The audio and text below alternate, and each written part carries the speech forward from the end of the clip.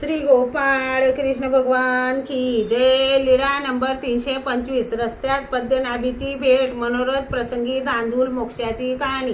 सर्वज्ञांनी धांदूल मोक्षाची कहाणी सांगितली, ऐका।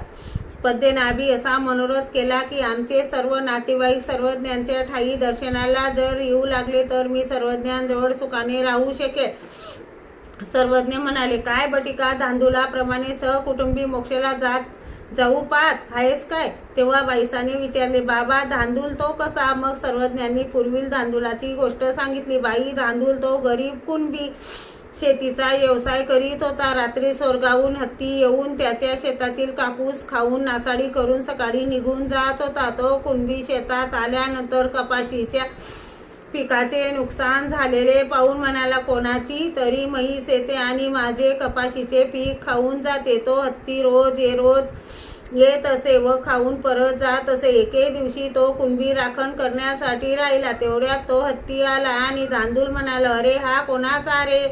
आता हा जेथे जाईल तेथे यासोबत जाऊ राहिला। तेवढ्यात तो हत्ती जाऊ व त्याला घराने सांगू त्याने त्याला हाकलले व त्याचे शेपूट धरले। तो उडाला आणि स्वर्गात गेला। त्याच्यासोबत धांदूलही स्वर्गात गेला। तेव्हा इंद्र सभेत बसला होता। तेथे सोन्या रुपयाचे ढीग पडलेले होते। तो कुणबी ओरडू लागला, हे काय हो? आपला हत्ती बांधा ना, सांभाळा ना, हा रोज येऊन माझे कपाशीचे पीक खातो।